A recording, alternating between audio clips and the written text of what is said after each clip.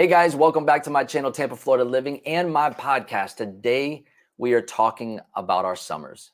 Tampa summers are here, and I want to know if you're ready. You know, a lot of people don't know what to expect here, especially if you're not from here. But I'm going to tell you, when I think about Tampa summers, I think about the weather. I think about the things to do. I think about hurricanes, rainstorms, the heat. All of those things start to pop up, and you have to be ready for it, especially if you've never been through one of our summers. I don't think it's the worst thing in the world. In fact, I actually look forward to summer, and I'm going to talk about a couple reasons why. I'm also going to talk about some of the negatives. Like, we're going to jump into hurricanes and being prepared and all those things, because I know a lot of you folks have questions. So right off the bat, when I think of summer, I'm thinking the weather. Number one thing to know is that, yes, July is about our hottest month of the year typically. It is going to be in the 90s. However, it never gets to 100 degrees, or at least they say that we don't hit 100 degrees. A lot of that is that humidity. Now it's muggy and it's hot. And it's kind of like, folks up north when they start their cars to turn the heaters on when it's cold. Well, we do the same thing, but with the AC, to get the car cooled down before you get in, because it's piping hot and your clothes start to stick to you, right?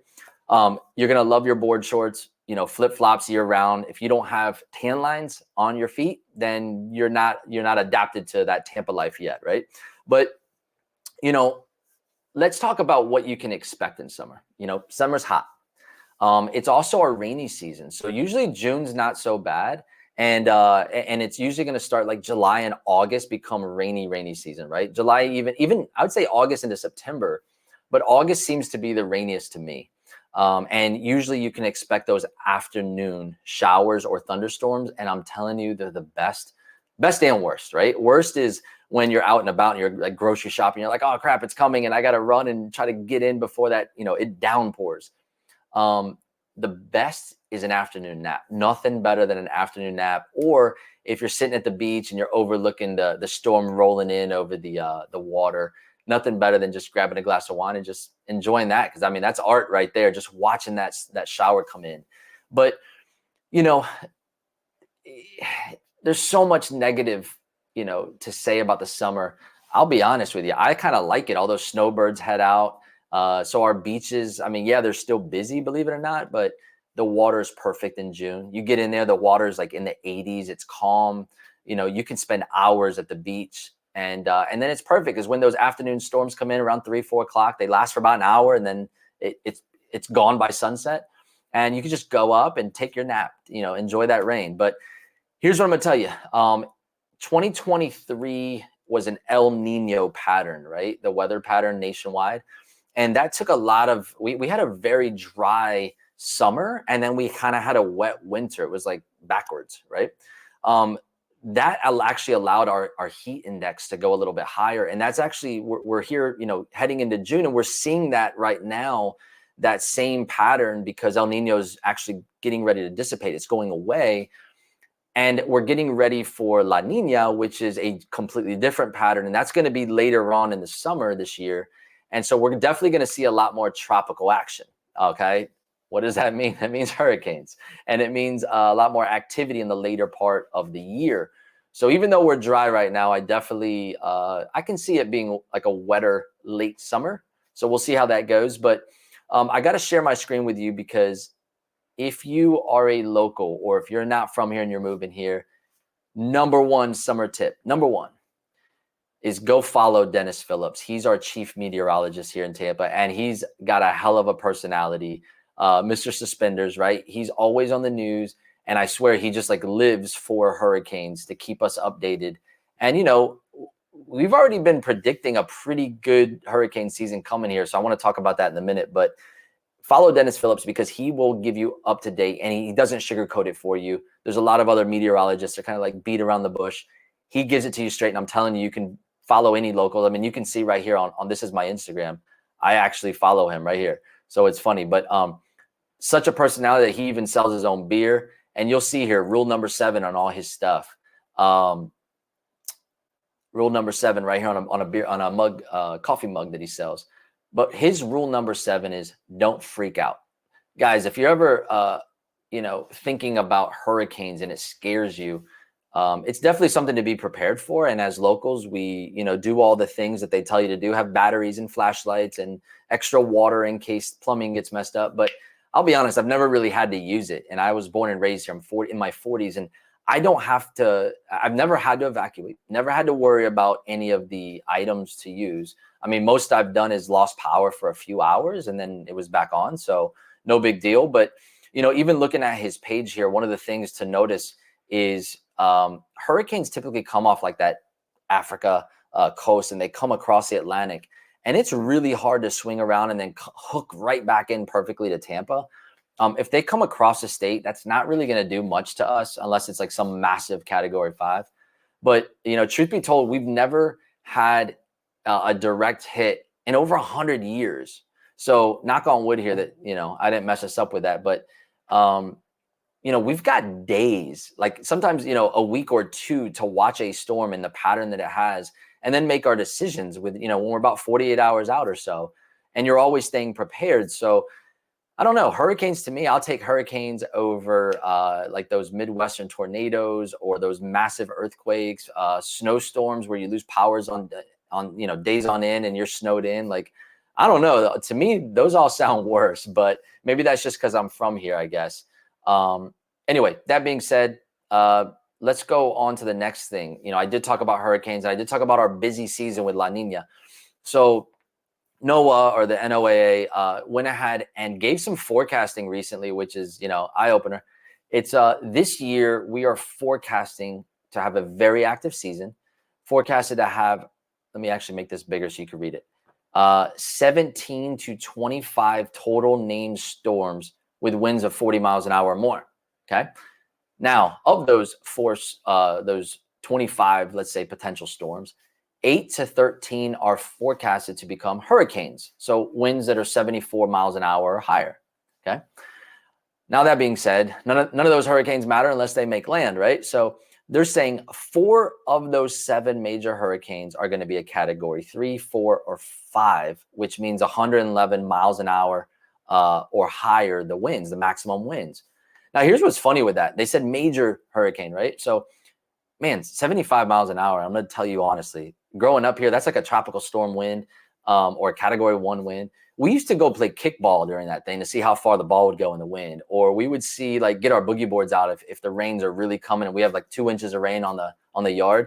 And we'd see if we could like skimboard across the grass. That's not going to do any major damage to your house. So rule of thumb here with hurricanes, they always say, is run from water and just hunker down or hide from wind. What does that mean? That means that unless it's a Category 3, 4, 5, you don't have to evacuate. If it's 100 miles an hour wind, you just stay home. It's not going to do much to you, right? If it is, you run from water, meaning like I live near the river, or if you live on the bay where there's potential, if we get a direct hit, the water could flood. You can't escape that, right? So you always run from water and you hunker down or hide from wind. Okay, guys? So those people that are like, oh, I want to live in Wesley Chapel, I want to live in Riverview, or some of these other areas that are way far away from water, you're never really going to have a problem from water. So just know that you are absolutely safe. You're absolutely fine. Now, 4 to 7 major hurricanes, that's pretty active. But again, rule of thumb is here, it only matters where it makes land. You can have them 20 to 30 miles is really or 15 to 20 miles is that major hurricane strike zone that you really have to worry about. With a big shift, we had a massive one come through Fort Myers area, even Sarasota. I called a buddy there and he's like, we didn't have barely anything, just a lot of rain, maybe a little bit of flooding, which is only, 30 plus miles away. So you can see how, even though it looks like a massive storm that covers the entire state, it doesn't do a ton of damage. Okay. Now, that being said, follow Dennis Phillips. I just told you about hurricane season. Here's what I'll tell you. It is rainy season. Our rainy season is unpredictable. Not only that, but it's hot and muggy outside. Perfect to me, with the heat to just cut the grass, jump in the pool. Every Sunday, you're going to see my family at home, jumping in the pool, barbecuing, music on. That is our Sunday, and we live in the pool. But my family calls the summer museum season or indoor season. Why?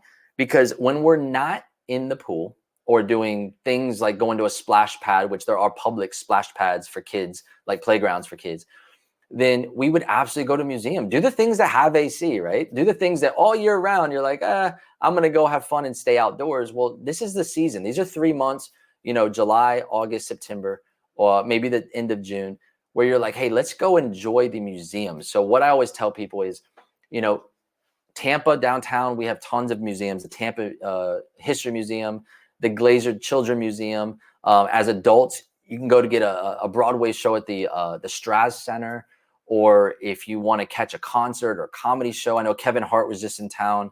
We always have concerts going on. We have a very, very full calendar. So enjoy something indoors, folks. The other thing to do is I would say go over to downtown St. Pete.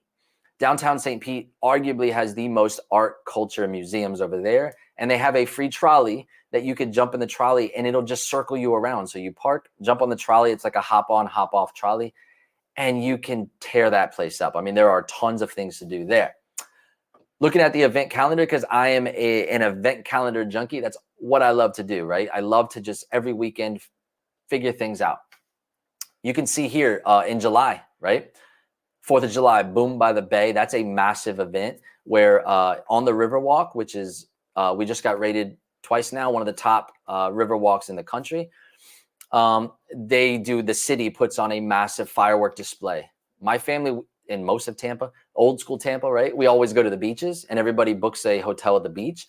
And the beaches are flooded in the evening with people throwing off fireworks. So everybody's out there having fun, maybe drinking and doing fireworks. And it's just a kind of a fun time. So in July, we got the Boom by the Bay, Rocky Horror Picture Show at the Straz Center. Again, always some really cool things. Rocky Horror, that's some old school stuff. Morgan Wallen, that's at the Raymond James Stadium. That I might have to go to that. That's going to be a pretty cool concert in the evening. And then Beer Fest, because why not, right? That's Busch Gardens. Busch Gardens in the summers they're going to put on some events that are summer nights. So obviously, the roller coasters during the day, but at nights they really extend their hours and they start to do things at night. So Beer Fest is one of those. In August, let's go to that. The Smuggler, I guess that's another event there at the Straz Center. Zach Bryan, another concert at Raymond James. And, I'm sorry, our calendar just keeps going. Howl-O-Scream, as we start to get into September, now you're getting ready for October, and you're getting the Howl-O-Scream as a big event, night event again at Busch Gardens. But folks, living in Tampa, it is just endless things to do. Summertime, it makes it a little bit more difficult to plan because you're dodging the rain. Like I love going fishing, but chartering a boat, it's like, hey, there's no rain, or it's all pretty much every day is like 40% rain, meaning meteorologists have no clue about the rain. Like one day, yeah, one day, no. But at 40%, they're right and they're wrong every day. Doesn't matter. But you don't have to water your grass in the summer because it gets tons of water. So that's nice. Everything's blooming and looking green and the flowers are looking awesome. I just, honestly, I love the summer. I love the summer. Here's a massive local tip. If you do go to the beaches, even though those snowbirds are gone, everybody's going to the beaches because they are trying to escape the heat. They're going in the water. The water, you can't beat it. It feels like a bath, at 85 degrees sometimes.